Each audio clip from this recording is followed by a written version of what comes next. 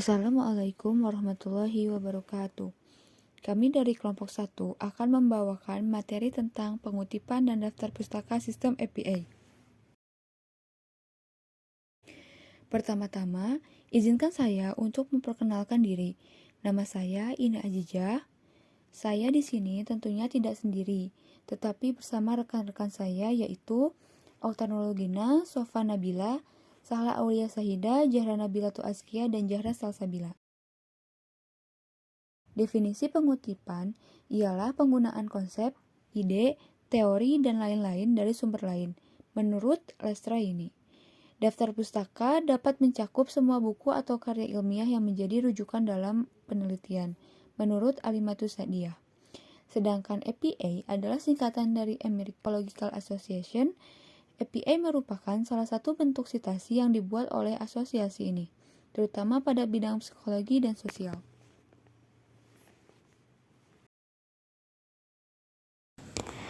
Yang selanjutnya ada karakteristik dari pengutipan dan daftar pustaka sistem APA. Di dalam APA, kutipan ditulis dalam format penulis tanggal, yang berarti nama belakang penulis, tahun publikasi, dan halaman. Ada 4 karakteristik gaya penulisan sistem APA, diantaranya yang pertama, daftar buku diurutkan menurut alfabetis berdasarkan nama belakang penulis atau judul, jika tidak ada penulis. Yang kedua, nama depan penulis ditulis sebagai inisial. Yang ketiga, dalam daftar buku, jika ada penulis yang sama, tahunnya ditulis berurutan dari tahun yang paling lama. Dan yang terakhir, huruf A, B, atau C dapat ditambahkan setelah tahun. Oke, teman-teman semuanya, kita lanjutkan pembahasan kali ini kepada jenis-jenis dari gaya APA. Nah, jenis-jenis dari gaya APA ini terbagi menjadi 2 kategori. Yang pertama itu ada kutipan langsung, dan yang kedua ada kutipan tidak langsung. Nah, kutipan langsung ini adalah suatu kutipan dari ide atau konsep yang orang lain buat, kemudian disalin sesuai dengan versi aslinya, dan ditulis di dalam format APA dengan menyebutkan siapa nama pengarangnya, kemudian tahun berapa diterbitkannya, dan juga halaman kalimat yang dikutip. Nah, yang kedua itu ada kutipan tidak langsung. Kutipan tidak langsung ini adalah suatu kutipan dari ide atau konsep yang orang lain buat, kemudian dikutip dengan kata-kata kita sendiri atau kata-kata si penulis ini. Kemudian ditulis di dalam kalimat atau teks di dalam format APA. Yaitu ada cara menyusun. Untuk cara menyusunnya itu untuk pengutipan berformat penulis dan tahun. Nah, untuk satu orang penulis, jika citasi untuk satu orang penulis di awal dan di akhir kalimat dapat ditulis seperti yang ada di PowerPoint itu. Nah, bisa dilihat ya teman-teman, untuk awal kalimat, nama terlebih dahulu yang ditulis, lalu tahun, lalu kalimat. Untuk akhir kalimatnya terlebih dahulu yang ditulis, lalu nama, koma, tahun. Lalu untuk yang dua penulis, untuk awal kalimat yaitu namanya dulu siapa dan siapa, lalu tahun, lalu kalimatnya. Nah, untuk akhir kalimatnya terlebih dahulu yang ditulis, lalu nama siapa dan siapanya, dan langsung tahunnya. Keduanya itu memiliki perbedaan. Perbedaannya itu terletak pada penggunaan kata dan simbol dan. Untuk awal kalimat menggunakan penggunaan kata dan, sedangkan untuk akhir kalimat itu menggunakan simbol dan.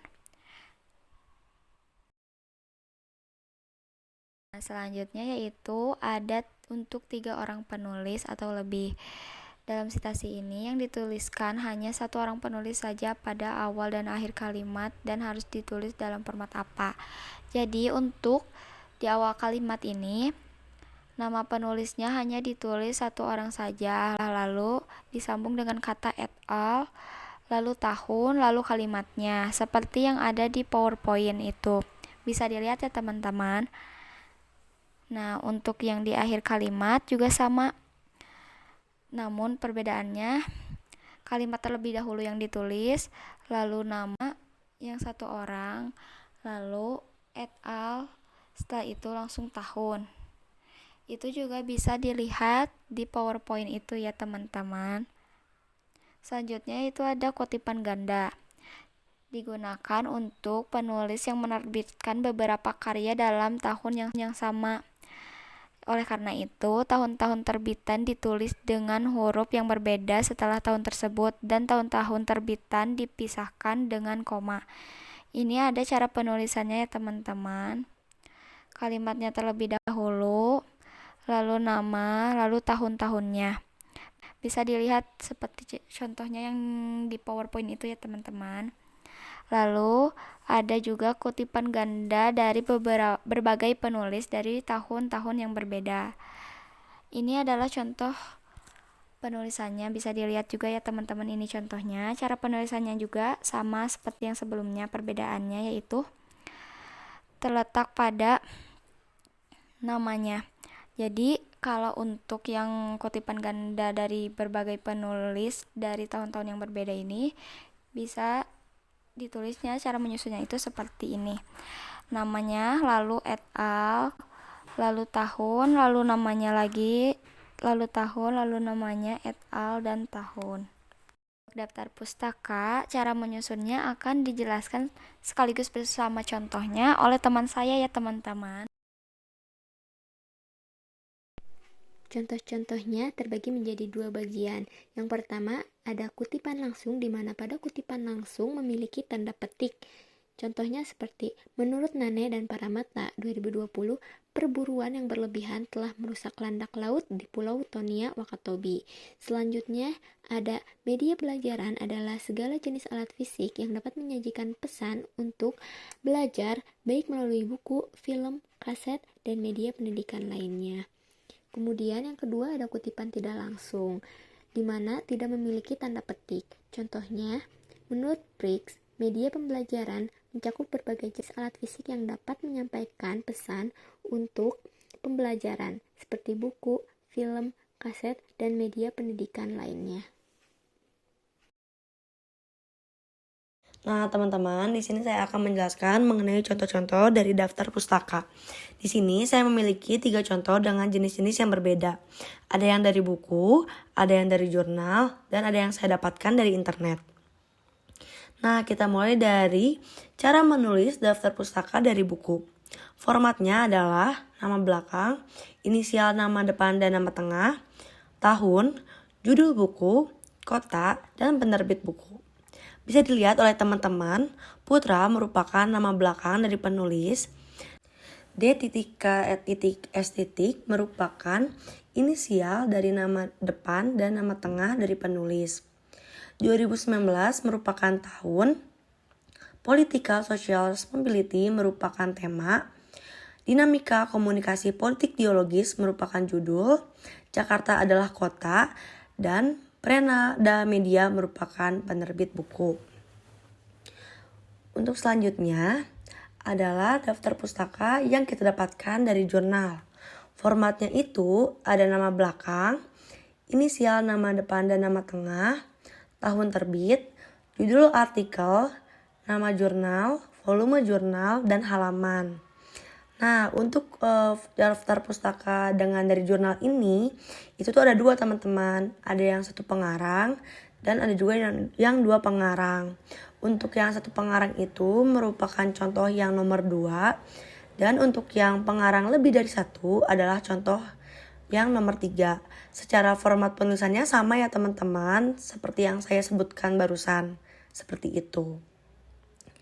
Nah, untuk menulis daftar pustaka dari website media online, formatnya adalah penulis, halaman website, tahun tanggal terbit artikel, judul, tanggal diaksesnya, dan tautan website. Nah, contohnya seperti ini ya teman-teman.